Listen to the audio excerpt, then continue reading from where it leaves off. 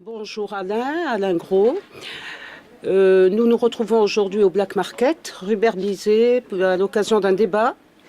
Et j'aimerais que tu m'en parles, que tu te présentes d'abord, pour ceux qui ne te connaîtraient pas.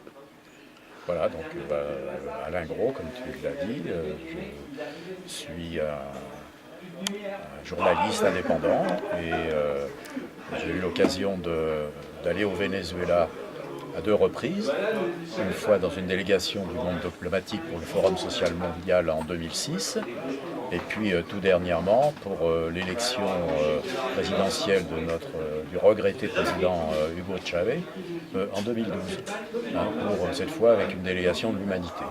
Oui, Et donc, le Venezuela, évidemment, pour un militant de gauche, un pays qui est très intéressant, comme d'autres en Amérique latine, qui ont choisi une autre voie, un autre monde possible, avec la Bolivie, l'Équateur, les pays de l'Alba en général, et donc une expérience que j'ai décidé suite à ces deux voyages et des controverses qui ne manquent pas d'avoir lieu, et tout dernièrement, le Venezuela est en pleine actualité avec les événements qui se passent actuellement avec le nouveau président Maduro.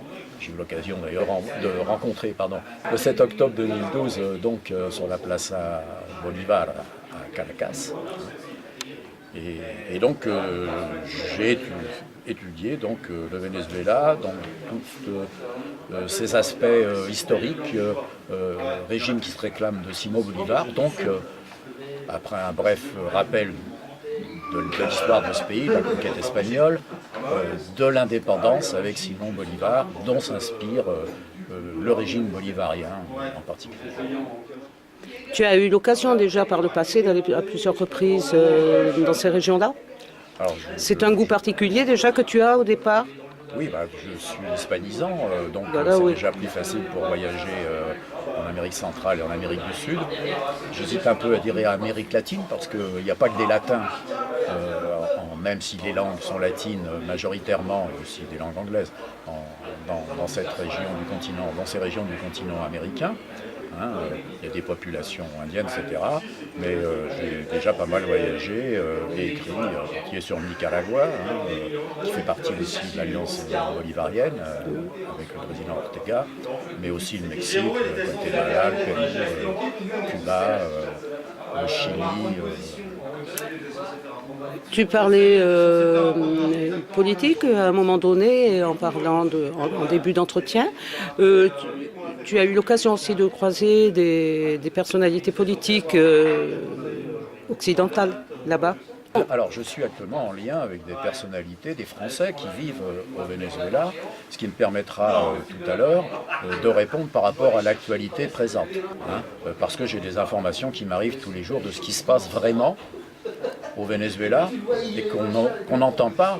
Qui ne passe pas dans les médias. Dans les médias ou qu'on ne lit pas dans les journaux, les grands journaux, Le Monde, Libération, Nouvel Observateur, ou dans d'autres pays comme El País qui est violemment anti-bolivarien, anti-Chavez, il est maintenant anti-Maduro.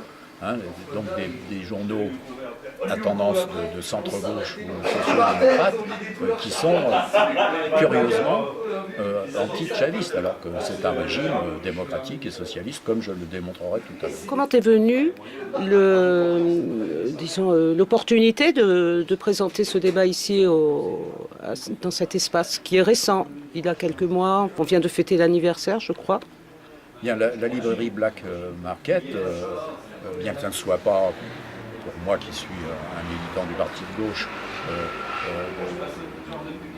donc je ne suis pas d'obédience libertaire, mais c'est la seule librairie qui montre et vend mes bouquins. Donc ils m'ont invité à venir faire ce débat suite à la publication de mon dernier livre sur le Venezuela, qui est paru juste avant Noël, Oui. voilà, qui est accompagné alors d'un autre bouquin qui est plus le récit de mes reportages et qu'on peut trouver soit sur internet, sur thebookedition.com ou dans cette librairie.